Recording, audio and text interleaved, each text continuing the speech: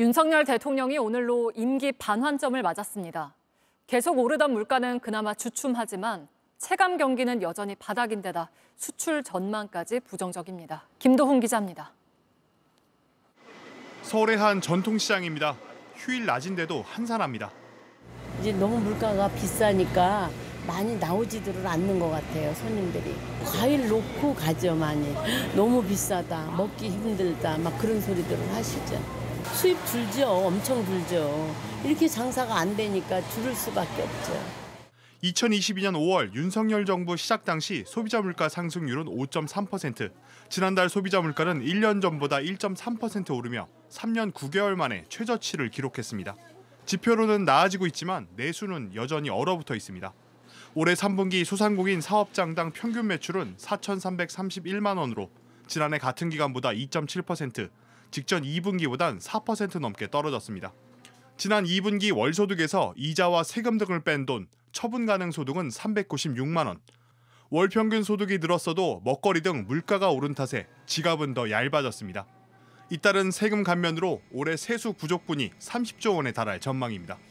지금까지 이제 세금도 좀 덜 걷고 덜 쓰고 이런 좀 작은 정부를 많이 추구해 왔는데 내수가 안 좋을 때는 정부가 충분히 역할을 할 수 있도록 좀 재정을 운용하는 것이 맞지 않나.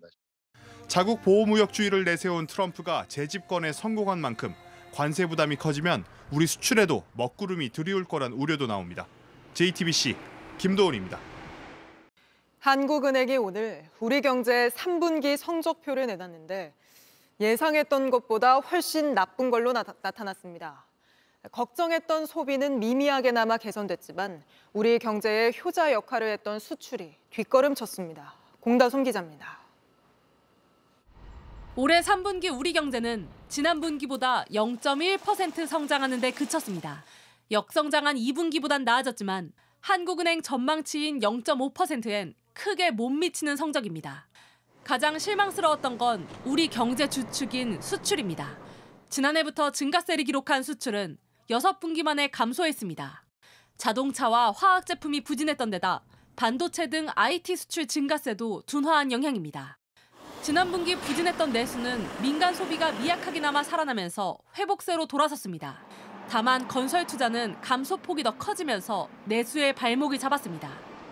일자리가 없는 걸로 알고 있어요. 저도 중단돼가지고 다시 이제 일자리 풀에서 넘어온 거예요. 연장 야간 많이 줄고 다들 이제 중단하고 있어요. 한국은행은 수출이 침체에 빠진 건 아니라고 선을 그었지만 중국 경기 침체와 미국 대선, 중동 불안 등 불확실성은 여전합니다.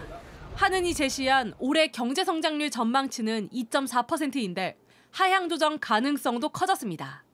일단 3, 4분기 전망치에 비해서 실적치가 지금 낮게 나왔기 때문에 단순히 산술적으로만 생각을 하면 2.4%가 좀 어렵지 않을까. 최상목 경제부총리는 오늘 1급 간부회의를 열고 성장 강도가 예상에 미치지 못했다고 평가했는데 다음 달 한은이 추가 금리 인하에 나설지도 주목됩니다. JTBC 공다솜입니다. 어제 나온 우리 경제 1분기 성장률이 예상을 크게 웃돌면서 올해 경제는 괜찮을 거라는 낙관론도 퍼지고 있습니다. 하지만 서민들이 느끼는 체감 경기는 정반대라는 목소리가 높습니다. 왜 그런지 먼저 이상화 기자가 전해드립니다. 어제 1분기 성장률이 1.3%로 예상을 크게 뛰어넘자 정부와 대통령실은 곧바로 입장을 냈습니다. 아직 금년도 전망치를 말씀드리기는 어렵지만 당초 예상했던 2.2%는 넘어서지 않을까. JP모건을 필두로 글로벌 투자은행들도 올해 한국 경제 성장률 전망치를 대폭 올려잡고 있습니다. 한국은행은 다음 달 수정 경제 전망을 상향 조정할 걸로 보입니다. 하지만 낙관론이 이르다는 평가도 나옵니다. 1분기 경제를 이끈 주역은 수출인데 반도체 비중이 20%에 육박할 정도로 반도체 쏠림이 심합니다. 반도체 부문을 제외할 경우 무역 수지는 적자일 정도로 반도체 착시가 심하다는 겁니다. 그나마 회복됐다는 민간 소비 역시 갤럭시 S24 판매 같은 일시적 요인이 크게 작용했습니다. 고물가가 이어지는 상황에서 서민들이 느끼는 체감 경기는 나쁠 수밖에 없습니다. 오르지 않는 건 월급밖에 없다고 같은 물건이더라도 좀 더 신중하게 생각이 되고 집었다가 다시 좀 놓게 되고 그런 경향이 좀 많이 생긴 것 같아요. 1분기 성장률이 예상을 크게 밑돈 미국에서 스태그플레이션 우려로 금리 인하 시기가 늦어질 거란 전망도 우리에겐 나쁜 소식입니다.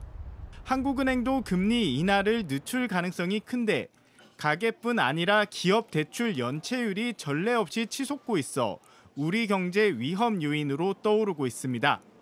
JTBC 이상화입니다.